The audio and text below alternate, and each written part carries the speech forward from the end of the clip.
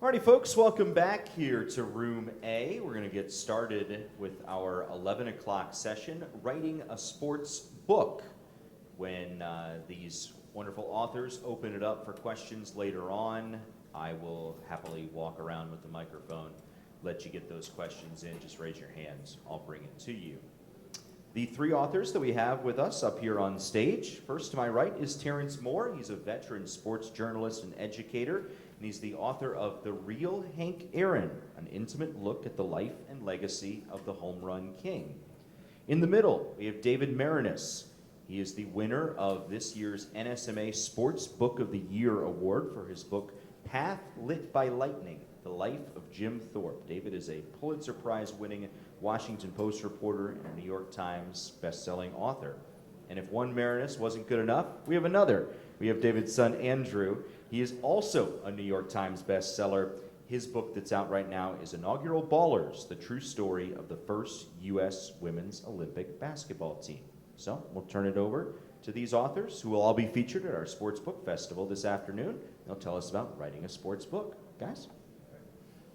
Thank you, Matt. I guess since I'm holding the microphone, I'll go first. But good morning, everybody. I'll tell you a little bit about my books and how I got interested in writing books about sports.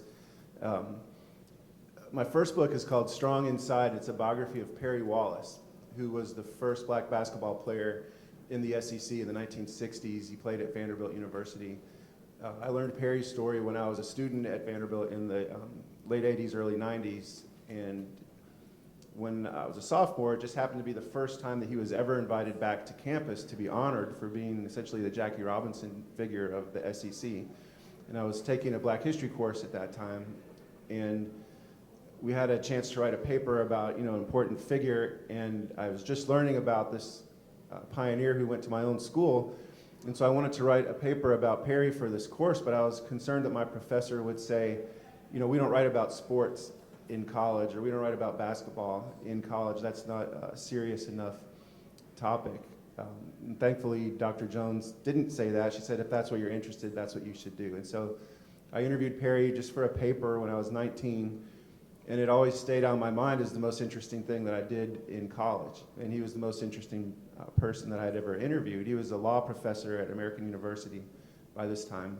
And so 17 years later, I emailed him and said, hey, do you remember me? I wrote a paper about you, a long time ago. And of course, I didn't have to ask his permission to write a biography, but I wanted to know he would cooperate. And so he said, go for it. And I was working at a public relations firm at that time. And so on nights and weekends, I spent 8 years writing this book about Perry Wallace. A year after that book came out, I adapted it for middle school kids and really loved the opportunity to visit schools around the country, trying to get kids interested in reading through sports, but then also introducing them to a more important social message, beyond basketball. It was about racism and what it was like to be a pioneer in the Deep South in the late 60s.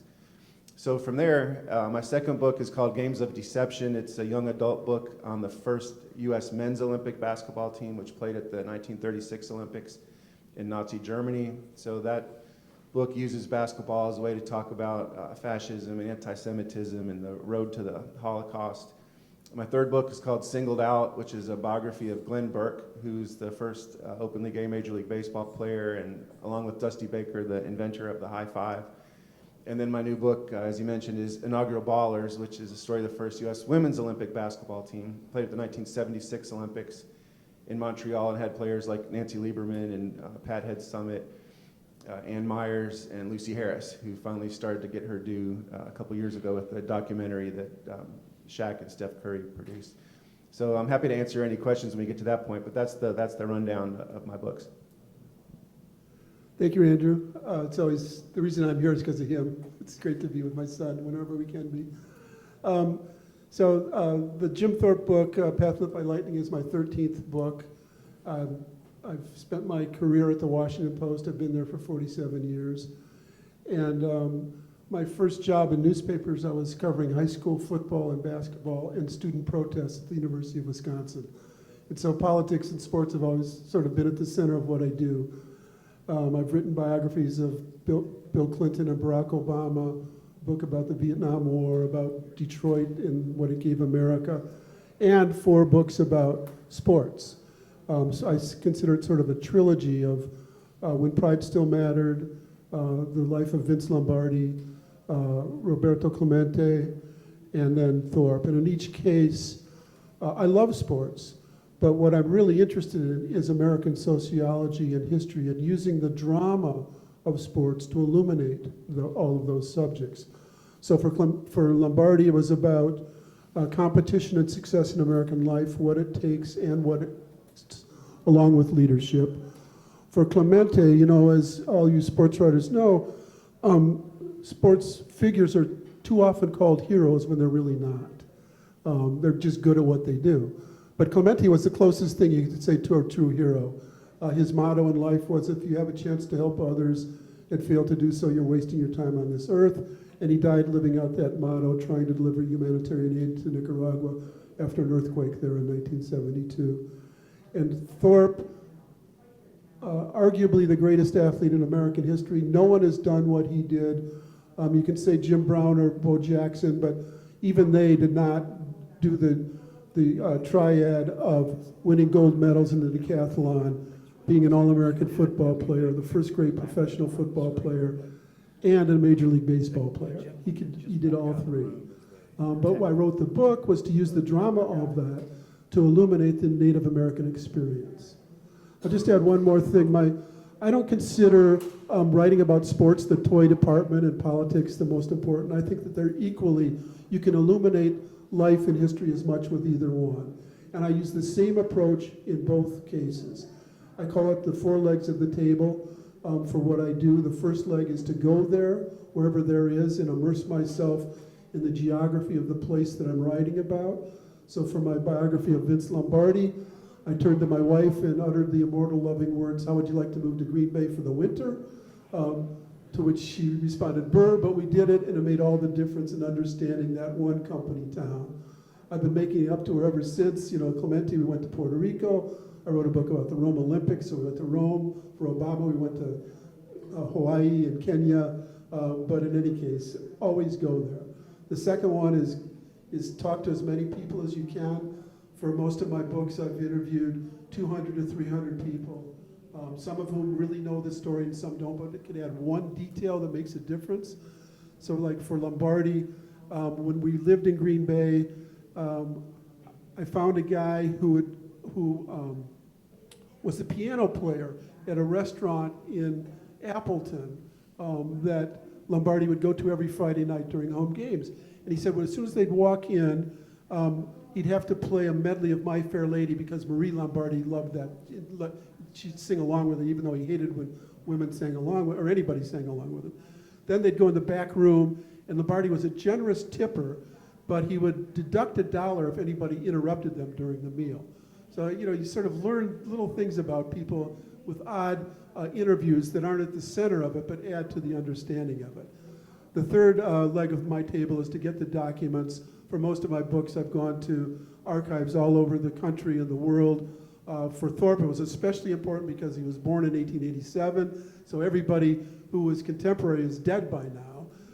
But to get to the real story, things like going to the Beinecke Rare Book Library at Yale that had the papers of the person who founded the Carlisle Indian Industrial School where Thorpe was shaped, a school that was, the motto was, kill the Indian, save the man.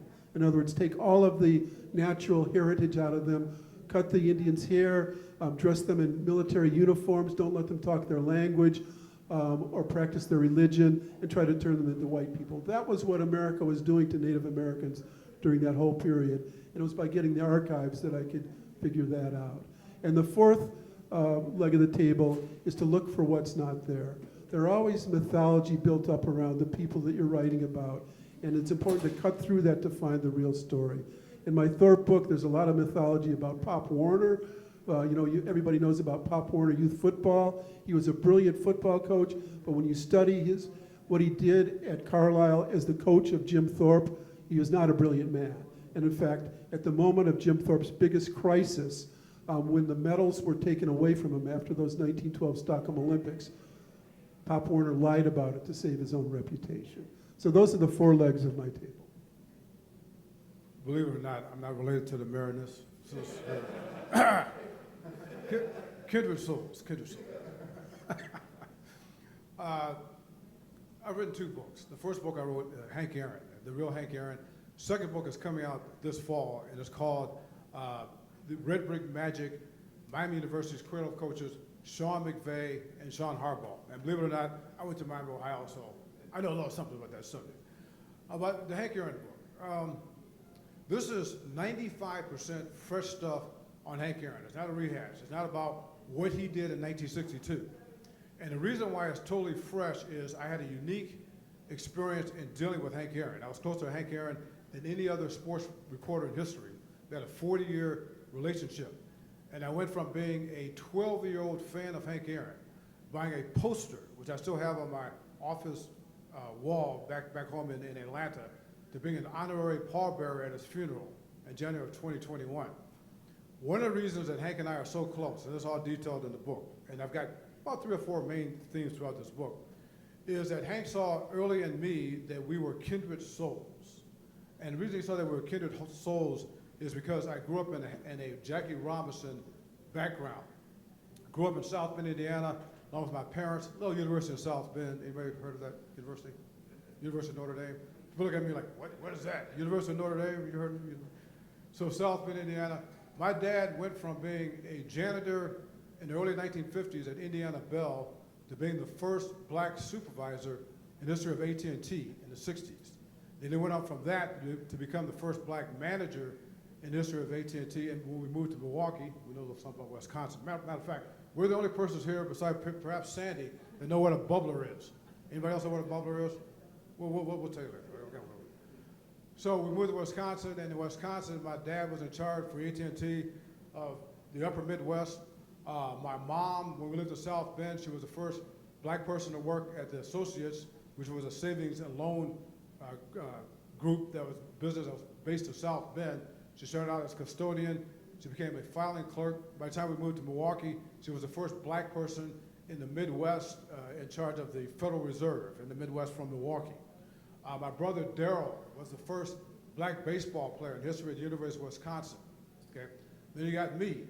When we moved around, there was a stretch where we lived in I went to 3 different high schools in 3 different states in 3 different years.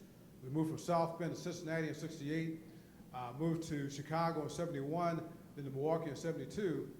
And I mention that because in all these places, me and my 2 brothers were usually the first blacks in everything that we did. First blacks on the baseball team, football team. There's a whole bunch of stories behind that. And being a spiritual person, I always believe there's no such thing as coincidence.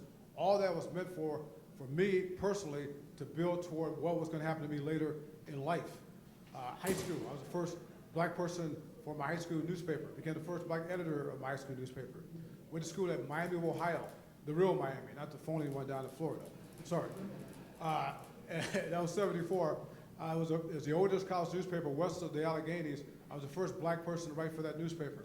First black editor in history of the Miami Student newspaper.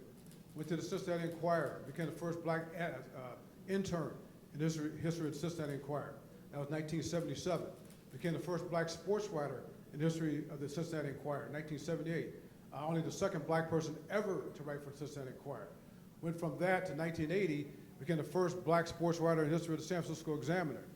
Covered the Oakland Raiders, became the first black person ever to cover a National Football League team on a regular basis for a major metropolitan newspaper.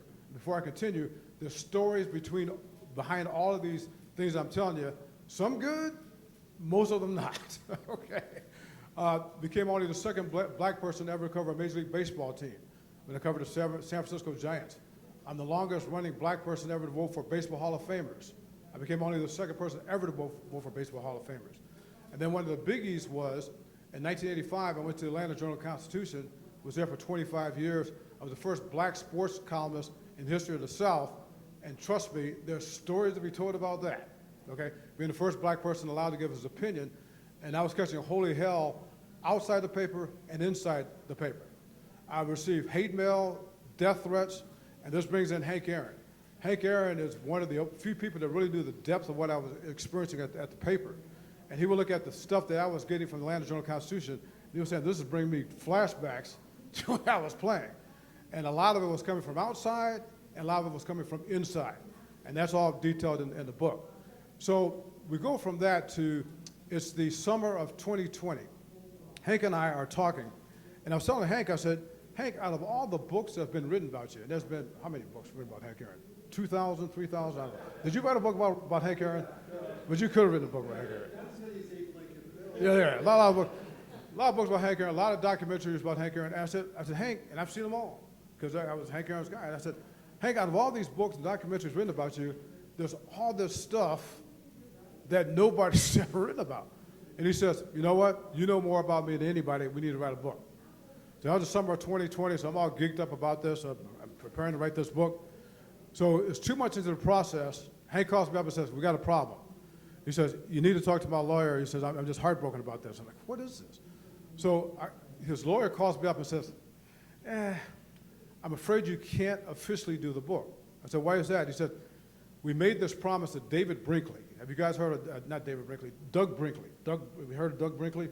Doug Brinkley is the famous presidential historian. They did a lot of great books. And apparently, the year before, Hank's lawyer had made a gentleman's agreement that Doug Brinkley would do Hank's official biography as if many had not been done before. And in 2025, I think that would have been it, where it would have been like his 90th birthday and commemorating something else, whatever, so on and so forth. And she said that then he paused over the phone. He says, even though we can't say that yours is the official book, that doesn't mean that you can't write a book, because you know more about Hank than anybody, okay? And the thing that happened that was great, or one of the things that took place, I just happened in the early 1990s to start saving all of my recordings from Hank Aaron, and they're considerable. And so I had all these recordings, I had all my personal experiences. That's what the book is all about. And 2 other things, and I guess we'll just open up for questions after that, is that the theme of this book, besides the fact it talks about this symmetry between Jackie Robinson, Hank's idol, Hank Aaron, and myself. And there's eerie comparisons beyond what I just mentioned before. It's about that, but also the running theme of this book is about something that only I and a few other people knew about. Hank Aaron actually almost died 8 years before he did. And so I talk about that throughout the book, and I talk about this riveting scene of him visiting him in a nursing home, getting him prepared to do a CNN interview that I was in charge of doing, that still is the best interview he's ever done. And if you Google, you can find it online with Terence Moore, Hank Aaron, CNN. And so it's about that. Second big piece in that is everybody knows about his struggles in chasing Babe Ruth, for the home run title, for 714, 715. But what people don't know about, which I detail in the book, is the holy hell he caught as a Braves executive for 40 years, for the longest time the only black executive in Major League Baseball. And again, just like me at Atlanta Journal-Constitution, catching it inside and outside the paper, he was catching it outside and inside the Braves organization was sabotaged. That's in the book. And then the third part of it is that everybody wants to know about. What does everybody want to know about? What did Hank Aaron really think about Barry Bonds? That's in the book. And just like you guys can attest to, it's all about anecdotes. Lots of anecdotes that's never been heard before about Hank Aaron. So that, in essence, is the book. If anybody's got questions, we'll bring the mic around.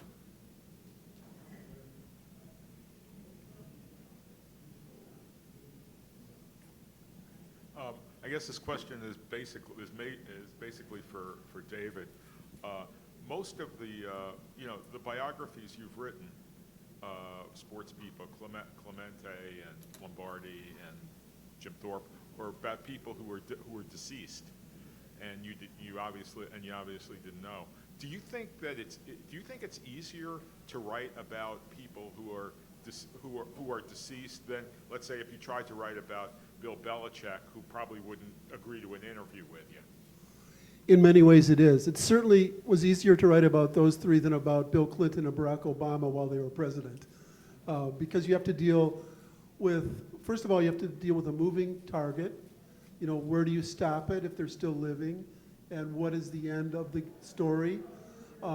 Secondly, for famous people, you have to deal with all of these gatekeepers who can get in the way, and I can't stand that. You know, that's why even my books about politicians, I tend to focus more on their formation and how they became what they were as opposed to the moving target of their presidency.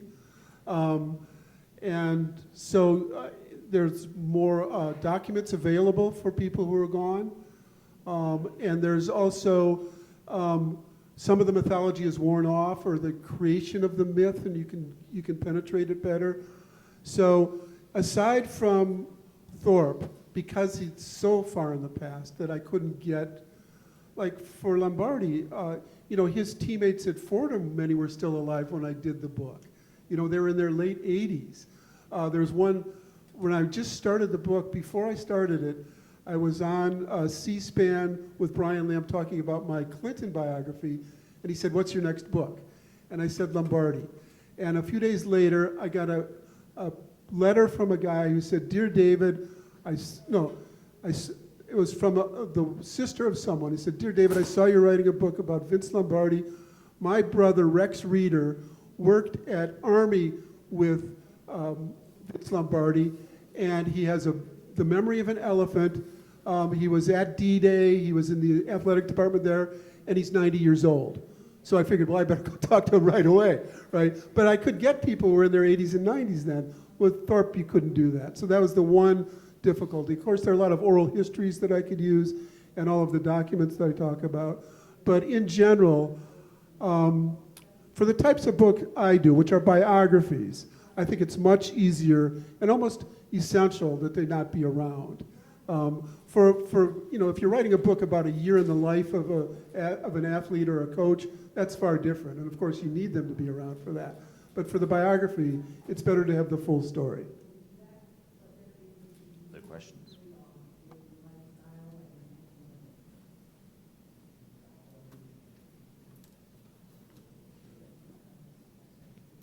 This is a question that any of the three of you can answer. I think there's kind of two trends that you see in sports where three of you have discussed it already, where there's a trend line talking more about the involvement of politics and race in history, in sports specifically. And then there's a parallel trend of trying to, you know, just keep sports as sports is. You know, don't talk about the other stuff. For the three of you writing on those subjects, and specifically with sports, how do you navigate that, given that there are these kind of two trend lines of let's talk about it more, or maybe let's focus on the sports?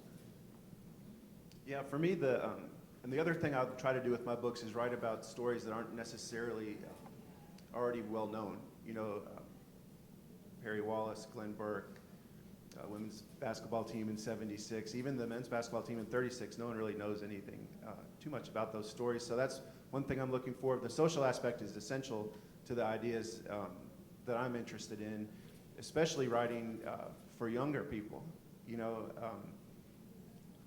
when you go to, say, like a scholastic book fair at a school, typically the sports books are, you know, great sports moments of 2022, you know, or greatest home run hitters of all time. But there's not really like a narrative nonfiction, like a real story, you know. And so I know there's kids out there that are reluctant readers or don't go to the library, you know, and maybe they're like me and they love sports in middle school or high school. Like, what's for them, you know? And so I want to try to provide those books. And I think it's more important now to use sports books than ever to tell these stories about racism or homophobia or anti-Semitism. These are the types of books that are like under fire in so many parts of the country right now, you know, and librarians are being called groomers, right? In my state of Tennessee, there was a country music star, John Rich, that called librarians pedophiles in vans, you know, because they had LGBT authors or books about gay characters in their libraries, books about racism. There was, I don't know if it was a totally true story about Roberto Clemente, a children's book that was at least banned temporarily in the state of Florida. You know, it's unbelievable the types of attacks on true history in books and important issues, you know, and so that it motivates me to want to write those types of books even more. I'm always, among other things that I do, anybody who pays me, that's who I work for. I'm also a visiting professor, and I was visiting professor for 7 years at Miami, Ohio, where I went to school. Spent this last semester as a visiting professor at Georgia State because I was working on the Miami, Ohio book. But one of the things I tell my students before every class, I point at somebody and they come and they put 2 words on the board: startle me. Startle me. I think that's essential in journalism. I'm not talking about sensationalism, but something that's going to grab people's attention. And a lot of that comes about, which I'm sure that you two can attest to, is your best books, certainly from a sports standpoint, is not to write about the sports and the people, but about the people in the sports, okay? The Hank Aaron book, for instance. Hank Aaron was such a fabulous person that people didn't know about, which you'll find out in the real Hank Aaron. That's why I call it the real Hank Aaron. He was more than just a baseball player. There's all these stories that's going to just blow you away about him as a human being, okay? So that's very important. I think of my Cradle of Coaches book, for instance, that's coming out in August. And like I say, I got all these inside stories. How many of you have ever heard of Woody Hayes? Okay, when you think of Woody Hayes, you think about one thing: Clemson, 1978. I've got the other side of Woody Hayes, okay? I got a chance to know Woody Hayes pretty well. And I've got some stories about Woody Hayes, personal stories about Woody Hayes, and not to ruin the book, I want you to read the book, but I'll just give you a little tease here.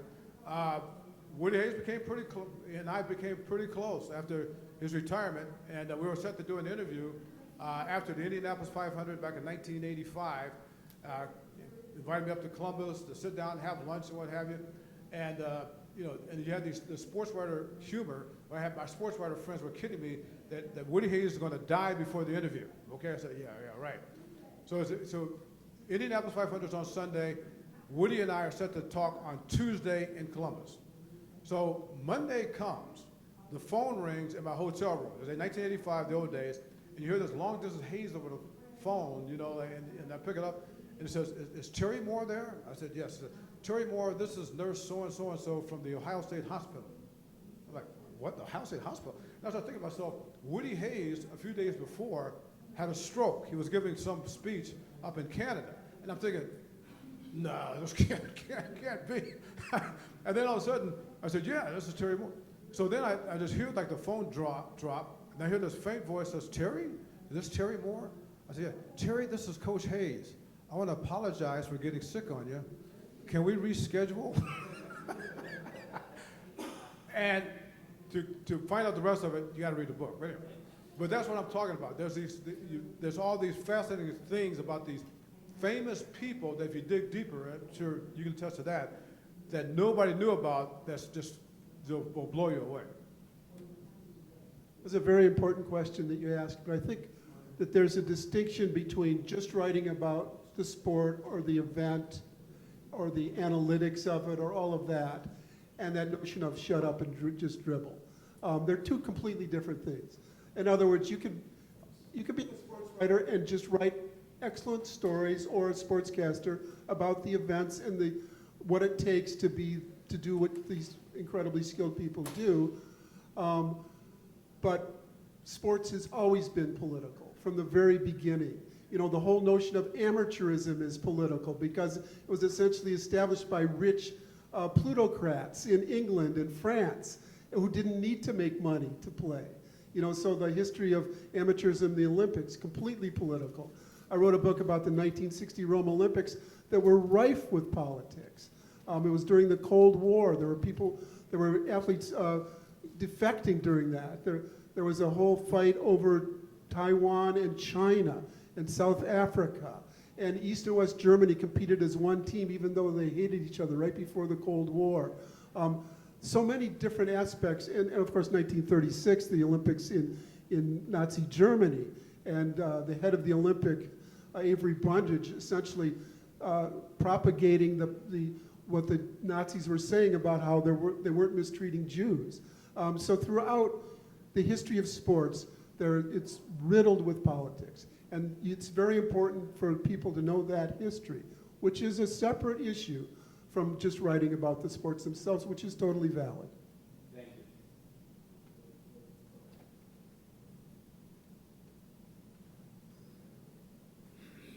I had a question for Andrew. Writing about topics that maybe not as mainstream as your dad or as Terence, is there a through line in the subjects that you see to kind of make them into book characters and book stories? Yeah, I think one thing Well, the obvious through line is that there's the sports, there's the history, and then there's the social issue that is illuminated through this athlete or this team's story. As far as like how do the ideas come about, the through line has almost just been serendipity, I guess, or not necessarily planned. I mentioned the idea for the Perry Wallace book came from a college paper that I had written. And then one day I was in Lawrence, Kansas to speak about that book, Strong Inside, and I'd never been there before, and I really wanted to see Allen Fieldhouse, just as a big college basketball fan. And so if you all have been there, they have that amazing museum about the history of Kansas basketball. And as part of that museum, there's a picture of James Naismith standing next to a basketball player from Japan in the 1930s. And the man who was showing me around said, "Did you know that the inventor of basketball was able to see his invention in the Olympics?" And I didn't know that. And I said, "Well, which Olympics was it?" When he said it was the 36 Olympics, I figured, well, that would be a really interesting story, the invention and growth of basketball in this context. Half of that first men's Olympic basketball team came from a company team out of an oil refinery in McPherson, Kansas. The other half came from Universal Studios in Hollywood. These were the two best amateur teams in the country that were combined to become the first U.S. men's Olympic basketball team. So in writing about that, I knew I wanted to visit as many schools as I could in Kansas because those kids there would be interested. Half of the players came from their state. And so I was at a middle school in DeSoto, Kansas, outside of Kansas City, and talked about that, and an 8th grade girl named Addie raised her hand at the end of that remarks, and she said, "Well, that's great you've told us about the first men's team, but what's the story of the first women's Olympic basketball team?" And this was a few years ago, and so when she asked that question, I knew if I told that story, it could come out the year of the 50th anniversary of Title IX, and the fact that this team played in the mid-'70s, these women were coming up, as young women before Title IX, they're playing in the Olympics just as it's beginning to be implemented, and so this story could really, illuminate that period of history. And then the Glenn Burke book came from a conversation with my agent, and I mentioned to him that baseball is my favorite sport, and I hadn't written about baseball yet, and so we were just batting around ideas, and I remembered Glenn Burke's baseball card. I remembered just a little bit of trivia that he invented the high five, and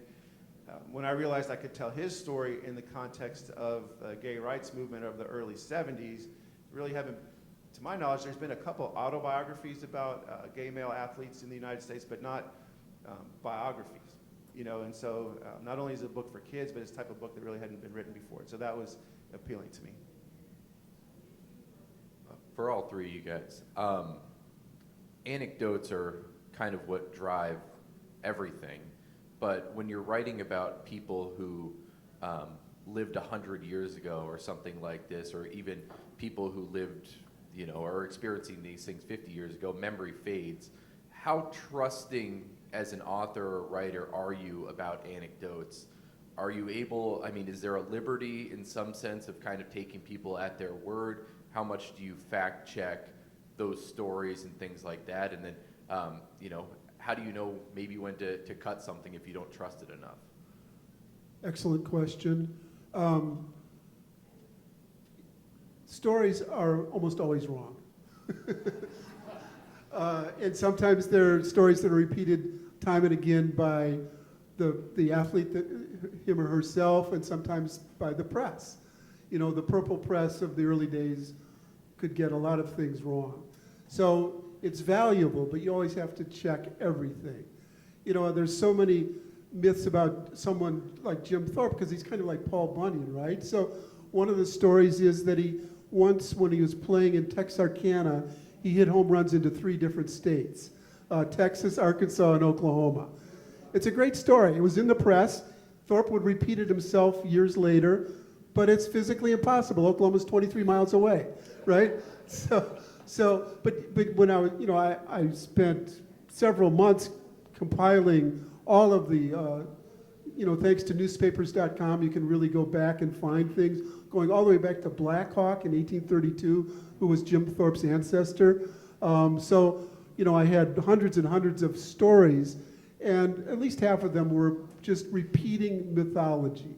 And, as a trained newspaper guy for 47 years, You know, I know how to look for what's real and what isn't.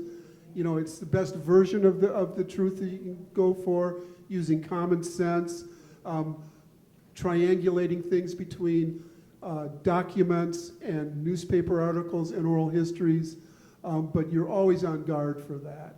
And and, you know, even if something happened yesterday at this event, if I interviewed 10 of you, you'd give different stories about what happened, right?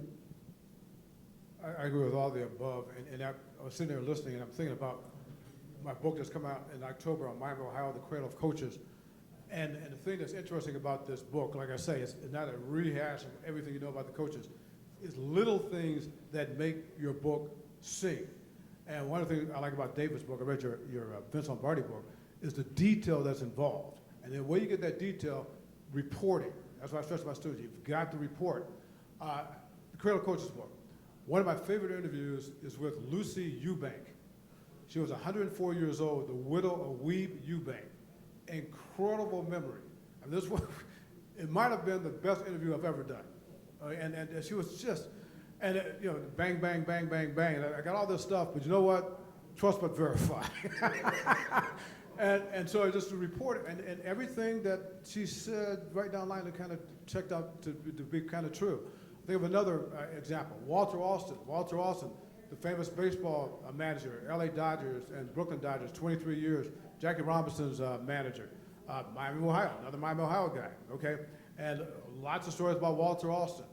I spent a day with Walter Alston at his home in Dartown watching the Monday night baseball game of the week, one of my biggest thrills, okay? And so there's all these stories about Walter Alston. And he's got several grandchildren who are still living in Dartown. So I spent a day talking to them about various stories and just trying to see if they match with some of the other stuff that I heard. So the way you get around this, or essentially get around it, the way you handle that situation, the way I look at it, is just reporting. And just keep reporting until you think you've got enough. Matter of fact, you never have enough, but you have to do the reporting part of it. If you guys could kind of expand on that a little bit more for our student journalists, like how digitalization has changed how you research, at least in the background stage, and maybe some areas that, or some sites that you find. You mentioned, David, newspapers.com, which is terrific. In our state, Nebraska, they have digitalized all our small town papers through 1965.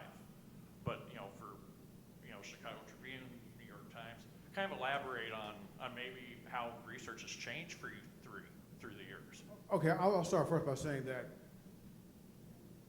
again, I go back to a teaching standpoint, I would not take a course from me. I'm pretty tough. You miss the comma, one lower letter grade. Seriously, okay? And one of the things I stress to my students, there is no reason in the world to have something inaccurate nowadays. Because there's so many ways you can research things. You know, through the internet, the Google machine. I mean, it's just unconscionable that you get anything wrong. I think it's easier than ever before to do research. But you still have to go the old-fashioned way by... I agree with Andrew completely about the notes in the back. Some of the most fun I have is adding a little anecdote or story that is aside from the book, but is interesting to me so much that I want people to know about it. The main experience I've had like that was my first two biographies were about Vince Lombardi and Bill Clinton. You couldn't have two more completely different personality types. And yet they were all essentially, their greatness or their formative years were the 1960s. With Bill Clinton, it was Vietnam and Watergate, and you know, up through Watergate, 60s into early 70s. With Lombardi, it was the glory years of the Packers. And I'm a baby boomer, and so those are the formative years for me too. And so in both cases, I became totally obsessed with understanding the 60s in those books. And it was during the Lombardi book that I realized cooled down a little bit, save it for another book, and that's the book I wrote about Vietnam and the 60s, which I could have gotten lost in for either of those other two books.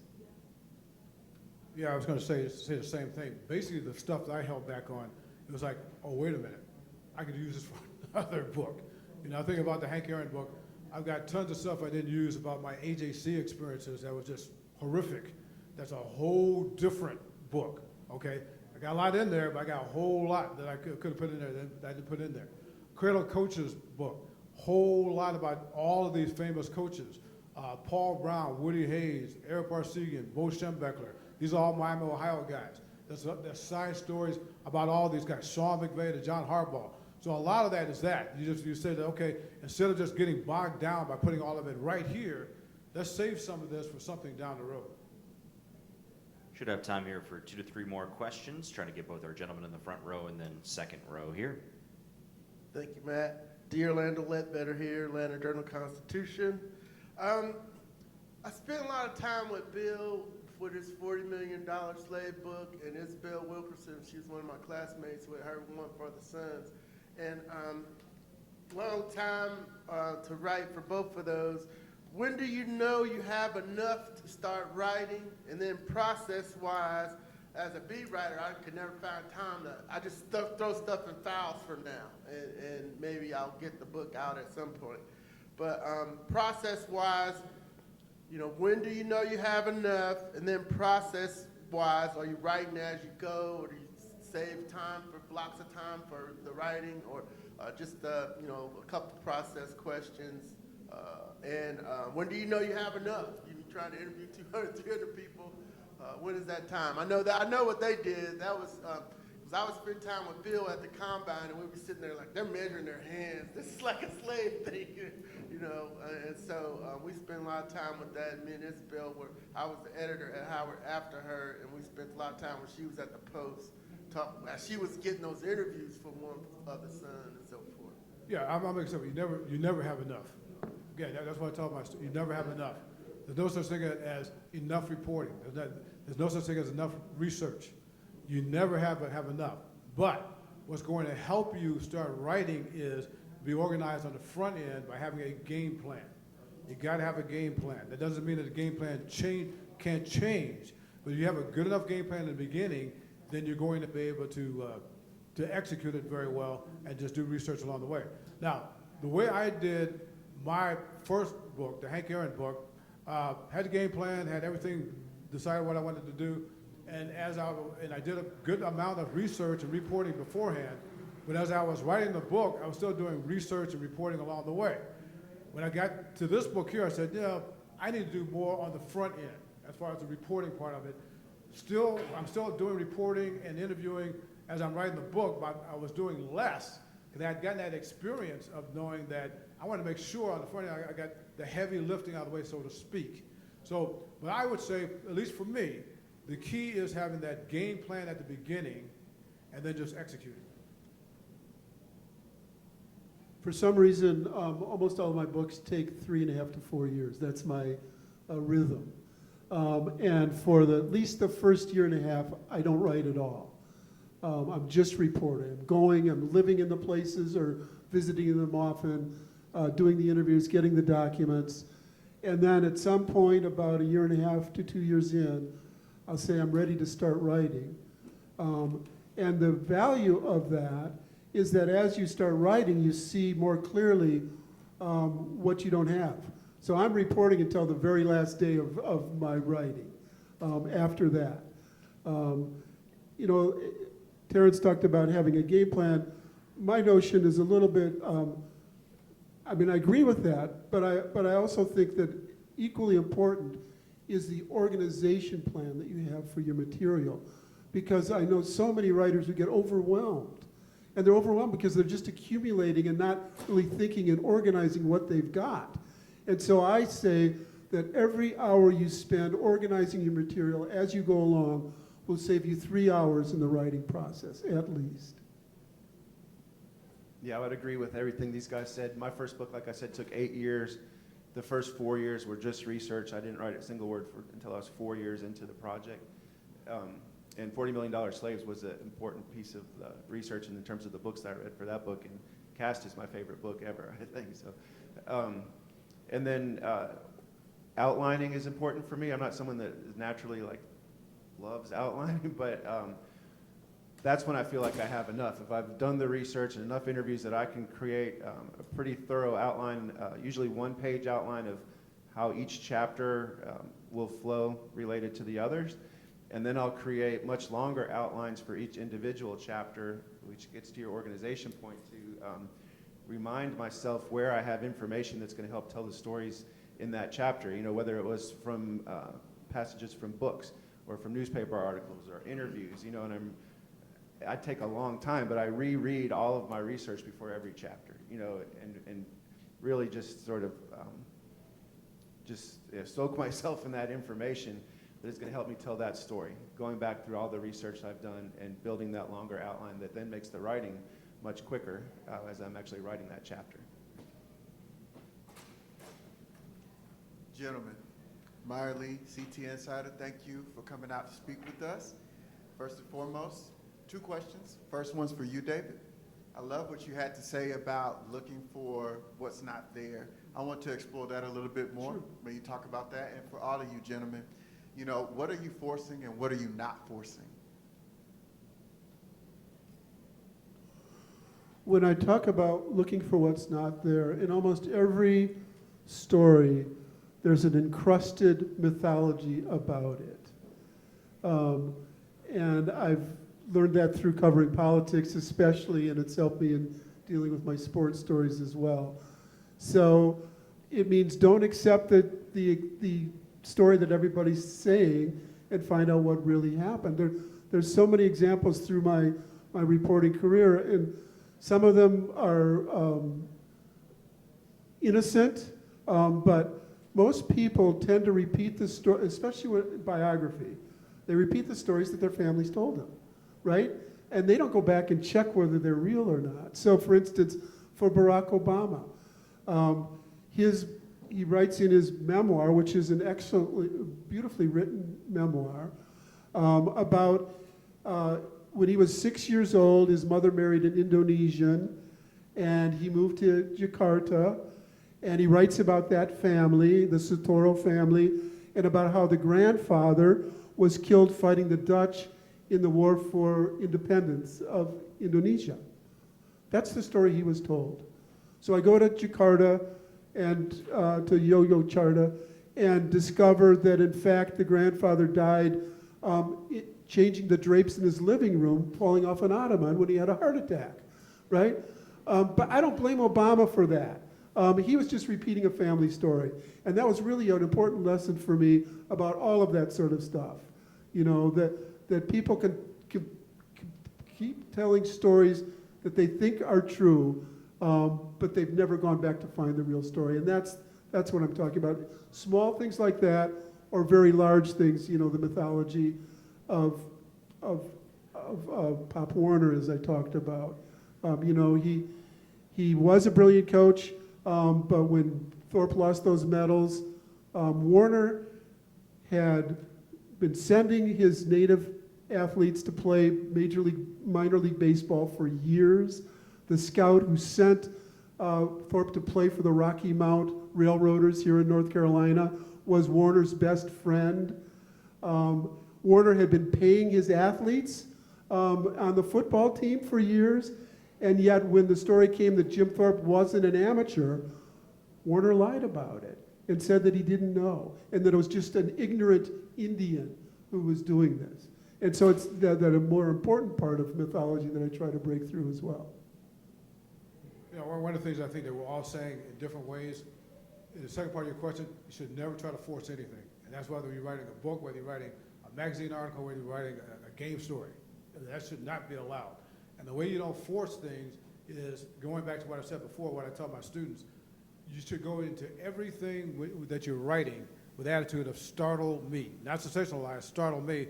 And what I mean by that, and what we're saying in different ways, is when I write anything for Forbes.com, I'm also a CNN.com contributor, my mindset is, what can I give the reader that's different, okay? A different angle, a different thought, okay? A different whatever. Even when I'm writing a book, everything that I'm writing is, I'm saying that, is this the same old thing? Do you already know this? I'm not gonna use that. Let me try to find out a different way to do this.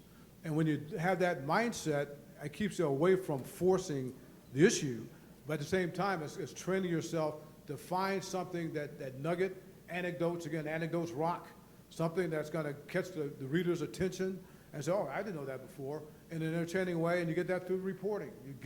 Can't get away from reporting, okay? And we were just Sandy and I were talking about this earlier today, about one of my pet peeves as an old timer. There's no reporting anymore. That's why I like your book. You got to report. You can't get around reporting, okay? And when you report, you're going to be able to find those nuggets, those different things that are going to draw the attention of the reader and hold their attention.